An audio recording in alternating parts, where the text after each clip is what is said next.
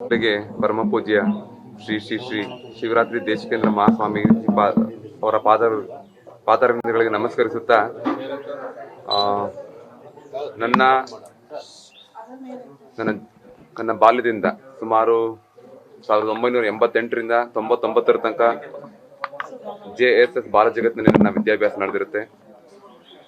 ಜೊತೆಗೆ ನಾನು 2002ರಿಂದ 2005ವರೆಗೂ ನಾನು ಡಿಗ್ರಿನೂ ಸಹ ನಮ್ಮ ಮಹಾಸಂಸ್ಥಾನದಲ್ಲಿ ಓದಿರ್ತೀನಿ. ನಿಮ್ಗೆಲ್ಲರಿಗೂ ಗೊತ್ತು, ನಾನು ಮೈಸೂರಿನ ಕಲಾವಿದ ಅಂತ ನಮ್ಮ ದೇಶಕ್ಕೆ ಪರಿಚಯ ಮಾಡ್ತಾ ಇದೆ. ಬಟ್ ಮೈಸೂರು ಬಹಳ ದೊಡ್ಡ ಪಾತ್ರ ವಹಿಸಿದೆ ನನ್ನ ಒಂದು ಶಿಲ್ಪ ವೃತ್ತಿಯಲ್ಲಿ. ಆ ಒಂದು ಪರಿಗಣಿಸಿ ನನಗೆ ಮೊದಲು ನಮ್ಮ ಪೂಜ್ಯರ ಆಶೀರ್ವಾದ ಬೇಕಾಗಿರುತ್ತೆ. ಅವ್ರನ್ನ ನಾನು ನಿನ್ನೆ ಫೋನ್ ಮಾಡಿ ಕೇಳ್ಕೊಂಡಾಗ ಇವತ್ತು ಉಪಹಾರಕ್ಕೆ ಅವರು ಆಹ್ವಾನ ನೀಡ್ತಾರೆ. ಅವರ ದೊಡ್ಡ ಗುಣ. ಜೊತೆಗೆ ಈ ಒಂದು ಸಂಸ್ಥೆಯು ನನ್ನಂತಹ ಲಕ್ಷಾಂತರ ಜನರನ್ನ ದೇಶಕ್ಕೆ ಕೊಡುಗೆಯಾಗಿ ನೀಡಿದೆ.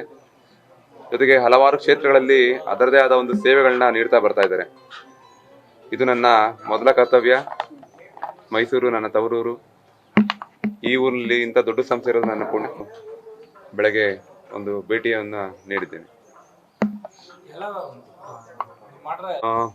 ಅಲ್ಲಿ ನಾನು ಅಯೋಧ್ಯೆಯಲ್ಲಿ ಭೇಟಿ ಮಾಡಬೇಕಿತ್ತು. ಅಲ್ಲಿ ಬಹಳ ಜನ ಜಾಸ್ತಿ ಇದ್ರಿಂದ ನನಗೆ ಭೇಟಿ ಮಾಡ್ಲಿಕ್ಕೆ ಆಗ್ಲಿಲ್ಲ. ಅವ್ರಿಗೂ ಅದರದ್ದು ಡೀಟೇಲ್ ಫೋಟೋಸ್ ನೋಡ್ಲಿಕ್ಕೆ ಸಿಕ್ಕಿರ್ಲಿಕ್ಕಿಲ್ಲ. ಅದಕ್ಕೆ ನಾನು ಏನ್ ಮಾಡಿದೀನಿ ಅಂತ ಅವ್ರ ಬಗ್ಗೆನೂ ಅವರ ಅಭಿಪ್ರಾಯ ಕೇಳಬೇಕಿತ್ತು. ನನಗೆ ಬಹಳ ಮುಖ್ಯ ನನಗೆ. ಯಾಕಂದ್ರೆ ನಾನ್ ಮಾಡಿದ್ದು ನನಗೆ ಅಷ್ಟು ಗೊತ್ತಾಗಲ್ಲ. ಏನಾಗುತ್ತೆ, ಇದು ನಾನು ಎತ್ತ ಮಗು ಅಂದಾಗ ನನ್ನ ಕುರುಡು ಮಾಡ್ಬಿಡುತ್ತೆ. ಹೆತ್ತವ್ರಿಗೆ ಹೆಗ್ಗಣ ಮುದ್ದು ಅಂದಂಗೆ ನಾನ್ ಮಾಡಿದ ವಿಗ್ರಹ ನನಗೆ ಚೆನ್ನಾಗಿ ಕಾಣುತ್ತೆ. ಬಟ್ ನನಗೆ ಬೇರೆಯವ್ರಿಗೆ ಹೇಗಿದೆ ಅನ್ನೋದು ಅಭಿಪ್ರಾಯ ಬಹಳ ಮುಖ್ಯ ಆಗಿರುತ್ತೆ. ಆ ನಿಟ್ಟಿನಲ್ಲಿ ನಮ್ಮ ಬುದ್ಧಿಯವ್ರದ್ದು ಒಂದು ಅಭಿಪ್ರಾಯನ ಕೇಳಬೇಕಿತ್ತು. ಬಂದು ನಾನು ವಿಗ್ರಹದ ಬಗ್ಗೆ ಒಂದು ಡೀಟೇಲ್ ಫೋಟೋಸ್ ನ ತೋರಿಸಿದೆ. ಅವ್ರು ಬಹಳ ಖುಷಿ ಪಟ್ರು. ತುಂಬಾ ಚೆನ್ನಾಗಿದೆ ಅಂದ್ರು, ಅದ್ಭುತವಾಗಿದೆ ಅಂದ್ರು. ಜೊತೆಗೆ ಆ ಸಮಯದಲ್ಲಿ ನಿಮ್ಮ ವಿಗ್ರಹ ನೋಡಿ ಎಲ್ಲರೂ ಭಾವುಕರಾದ್ರು ಅಂತ ಹೇಳಿದ್ರು. ಅದು ಭಾವುಕರಾಗೋದ ಕಾರಣ ನಾವು 500 ವರ್ಷಗಳಿಂದ ಇದಕ್ಕೋಸ್ಕರನೇ ನಾವು ಕಾಯ್ತಾ ಇದ್ದೀವಿ. ನಮ್ಮೆಲ್ಲರ ಮನಸ್ಸಲ್ಲಿ ರಾಮ ನೆಲೆಸಿದ್ದಾರೆ. ಆ ಒಂದು ಭಾವುಕತೆ ಆ ಟೈಮ್ನಲ್ಲಿ ಎಲ್ಲರಿಗೂ ಕಂಡಿದೆ ಅಷ್ಟೇ.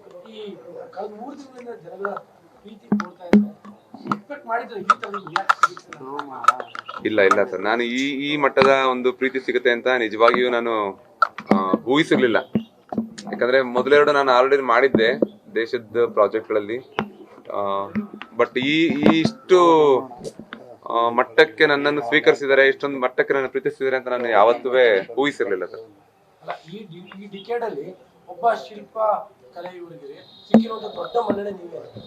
ಹೌದು ಸರ್, ಈ ಭಾರತದಲ್ಲಿ ಹೇಳ್ಬೇಕು ಅಂದ್ರೆ ಒಬ್ಬ ಶಿಲ್ಪ ಕಲಾವಿದನಿಗೆ ಇಷ್ಟೊಂದು ಮಟ್ಟದ ಒಂದು ಏನಂತಾರೆ ರೆಕಗ್ನೈಸೇಷನ್ ಸಿಕ್ಕಿರೋದು ಇದೇ ಮೊದಲು. ಈ ಒಂದು ವಿಷಯದಿಂದ ಇನ್ನ ಅಷ್ಟು ಕಲಾವಿದರಿಗೆ ಇದೇ ರೀತಿಯಾದ ಅವಕಾಶ ಸಿಗ್ಲಿ, ಎಲ್ಲರಿಗೂ ಸ್ಫೂರ್ತಿ ಆಗ್ಲಿ. ಈ ಕ್ಷೇತ್ರದಲ್ಲಿ ಇನ್ನ ಬಹಳಷ್ಟು ಕಲಾವಿದರು ಇನ್ನು ಅವರನ್ನ ಗುರುತಿಸ್ಕೊಂಡು ದೇಶ ಸೇವೆ ಮತ್ತೆ ಯಾವ ಒಂದು ಕೆಲಸಗಳು ಸಿಗುತ್ತೆ ಶ್ರದ್ಧೆಯಿಂದ ಮಾಡಿ ಒಂದು ಕಲೆಯನ್ನ ಮುಂದುವರ್ಸ್ಕೊಂಡು ಹೋಗ್ಲಿ ಅಂತ ಹೇಳಲಿಕ್ಕೆ ಇಷ್ಟಪಡ್ತೀನಿ. ಇನ್ನ ಆ ರೀತಿ ಯಾವ್ದು ನಾನು ಇನ್ನ ಏನು ಫೈನಲೈಸ್ ಮಾಡಿಲ್ಲ.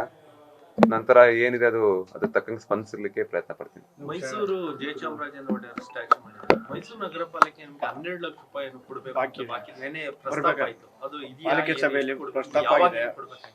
ಹೌದು, ನಾನೊಂದು ಮಾಡಿ ಕೊಟ್ಟಿದ್ದು 2015ರಲ್ಲಿ ಅನ್ಸುತ್ತೆ.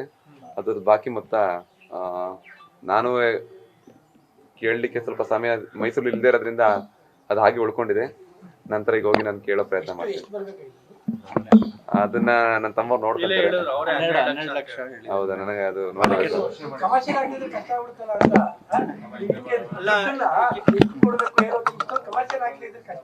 ಸ್ವಲ್ಪ ನಾನು ಅದ್ರ ಮೊದ್ಲಿಂದನೂ ಕಮರ್ಷಿಯಲ್ ಸ್ವಲ್ಪ ಕಮ್ಮಿ ಯೋಚನೆ. ನಾನು ಕಲೆನ ತುಂಬಾ ಮನಸ್ಸಿಂದ ಮಾಡ್ತೀನಿ. ಅದು ಸ್ವಲ್ಪ ಕೊಡೋದಕ್ಕೆ 2015 ಇವಾಗ